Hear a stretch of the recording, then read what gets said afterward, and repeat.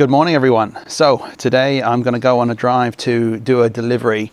It's tier 4 lockdown now in Sussex and Kent and down in the southeast of England. So yeah, it's not great, but I need to go and deliver some coffee to one of our customers. So it gives me a chance to do a 50-minute drive each way across country, and I've got 70 kilos of coffee loaded in the back of the Polestar.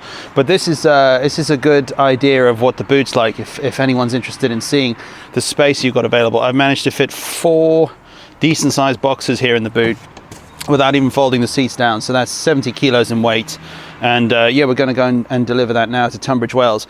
So the drive for me is about 50 minutes each way, I think. And it's mainly cross country, so there's no motorway, and there's a few little bits through some villages and towns. So this will be an interesting drive to see what the consumption's like driving on a cross country route. So yeah, we've been charging up overnight, and I'm at about 96%, I think.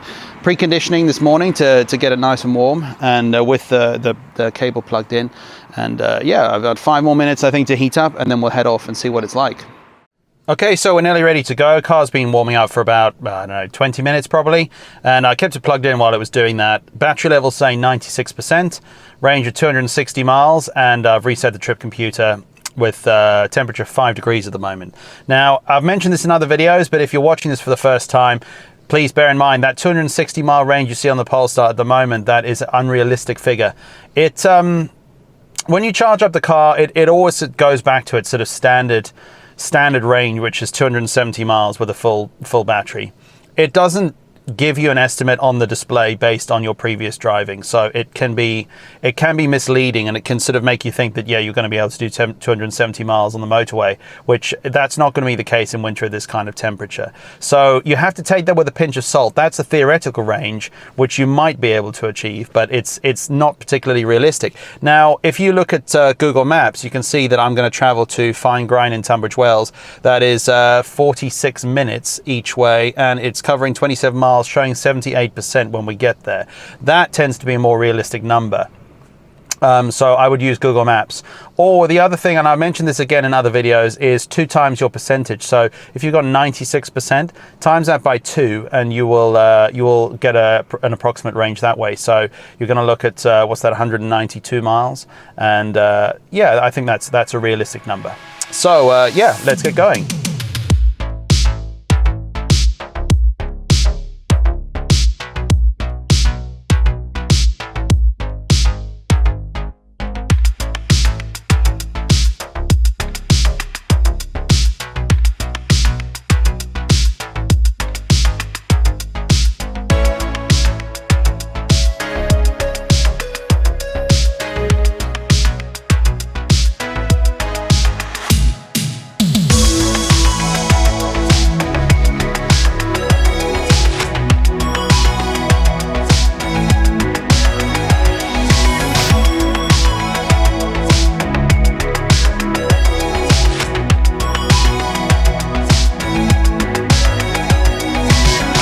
So something I wanted to mention that can be a little bit confusing is have a look here on the display. So I'm at 94% on the battery, and you can see that the charge side is grayed out a little bit. And basically what this means, if you know a fair bit about electric cars, you'll know that means that's the area that you can't regen your braking, and different cars display this in different ways.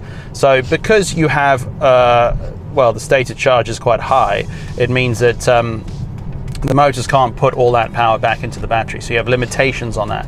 Now, I think I was perhaps a little bit unclear in one of my previous videos. I sort of compared the regen and how it compares to the Mitsubishi Outlander PHEV, which basically, when you have a nearly full battery in the Mitsubishi, the regen does basically nothing, and it can be quite startling because you sort of find yourself trying to stop, and it doesn't do anything for you, so you have to use the brakes. Now, you can see on there that it's grayed out by about 50%, and when you do take your foot off the accelerator, it will regen really well. But actually, I think what the Polestar is doing is it is maintaining the same rate of deceleration. no matter what your battery state of charge is or the regen. So it's actually applying the brakes as well. Now, I am absolutely open to discussion on this. So if anyone has anything that they'd like to add down below, or has actually tried this in their car and thinks that's not the case, because I don't want to mislead anyone. But my thinking so far, and I haven't tested this with any sort of accelerometer or anything, but just from what I can feel, it doesn't seem to change the rate of deceleration. Even if that area is grayed out, it always seems to slow down at the same rate, which would to me imply that if the motors aren't able to do all of that decel, then the brakes kick in as well.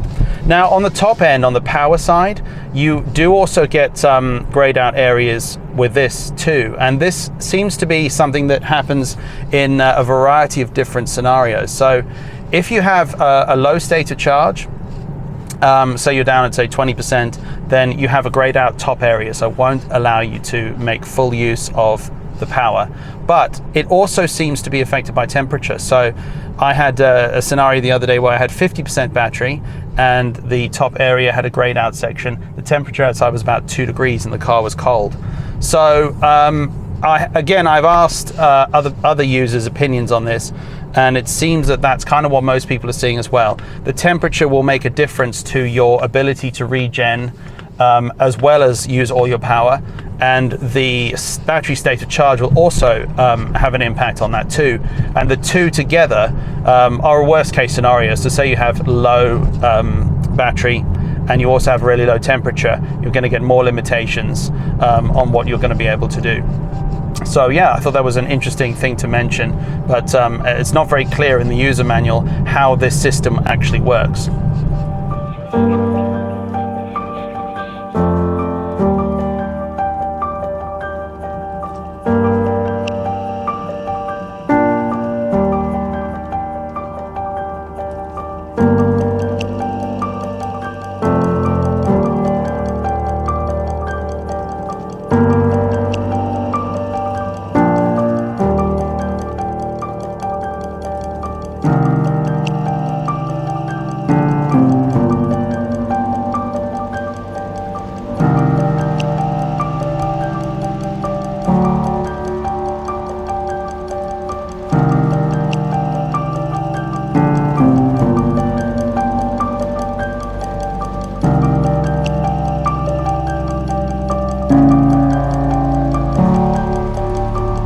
So I've been driving for, let's see, 8 miles now, and the trip computer is showing 42 kilowatt hours per 100 miles.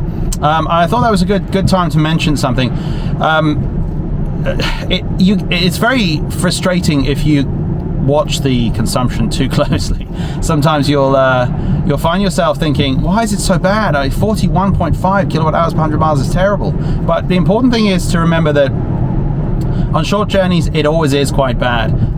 It's well worth only thinking about it if you're doing longer journeys, because it takes quite a bit of time for the car to heat up, for things to settle down, and even for the data to become accurate. So I don't know, if you think about driving a diesel or petrol car, I mean, I had a diesel car for a long time, a 535D, and then, before that I had 335D as well, and I would do short journeys, sometimes 10 miles each way, and the fuel consumption was nearly always really, really bad. Like, we would get like 30 miles per gallon or something like that, which is nowhere near the manufacturer's claimed numbers. So yeah, but of course you're using it on short trips, which isn't necessarily accurate and a good reflection of what the car is intended or able to do. So what I'm trying to say is, like, take it with a pinch of salt, and not worry about it too much, because we'll start off probably with quite bad consumption, and by the time we've done the whole journey, hopefully it will have got a lot better.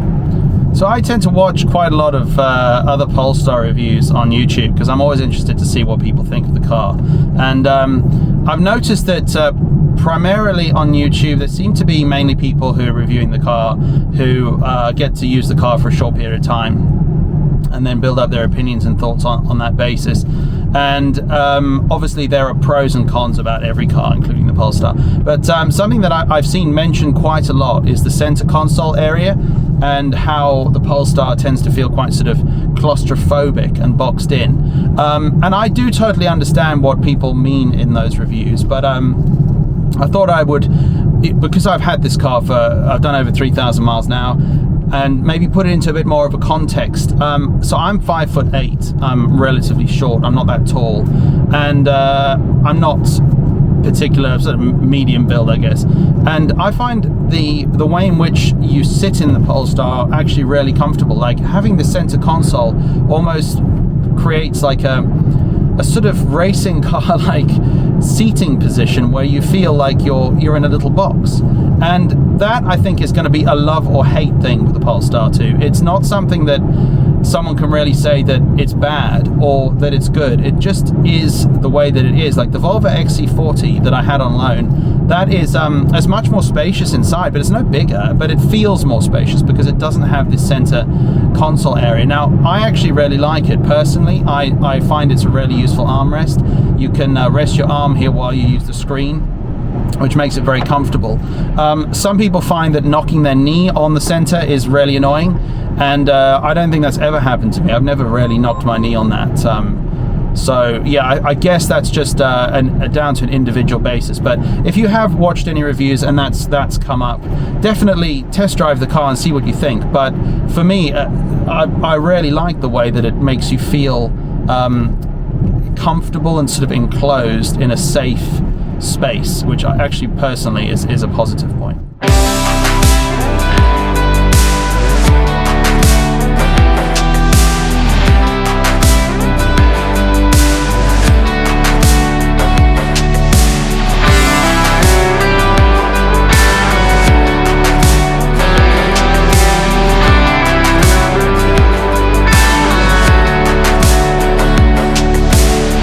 Okay, so this is Royal Tunbridge Wells, a really nice place in Kent.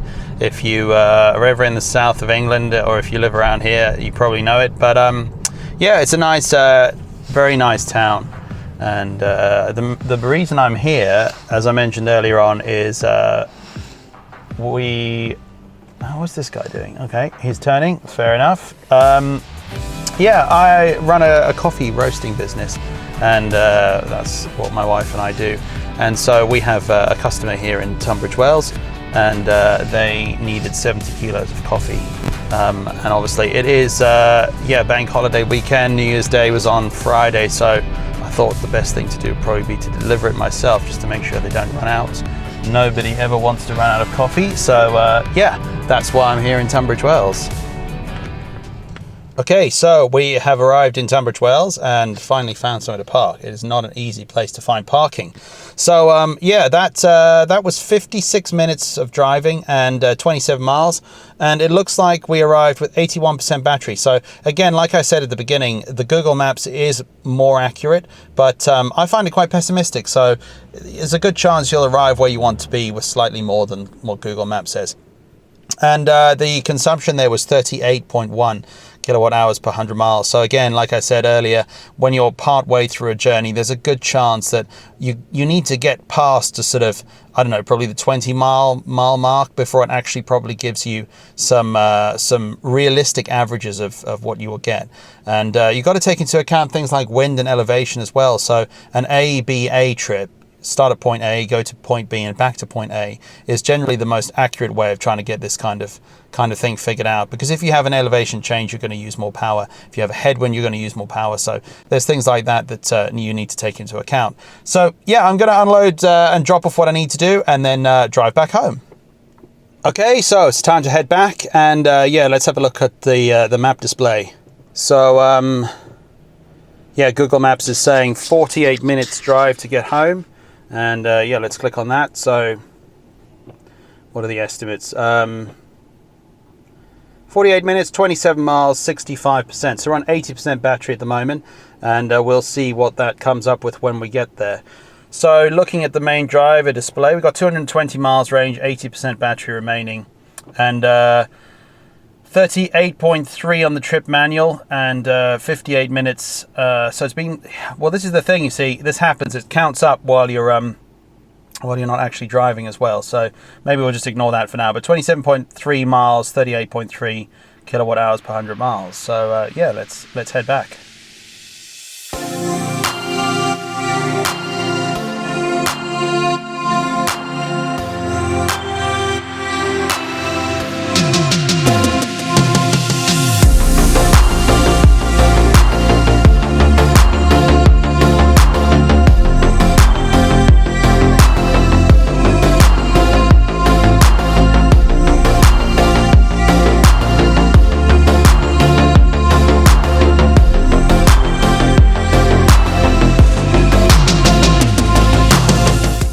Okay, so I'm on active cruise control and I'm just following this blue Peugeot. Let's see what happens. So I'm not going to touch the brakes.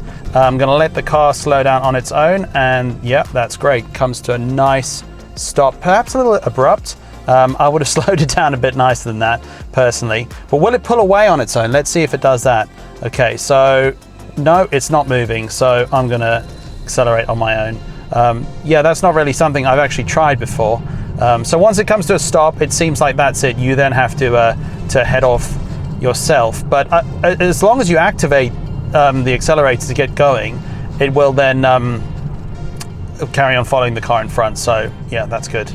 In fact, actually, that makes a lot of sense, really, because it wouldn't be that safe for it to just launch itself away. Say, for example, you looked away for a second, you probably wouldn't want the car to just accelerate. So it actually requires you to make an active input.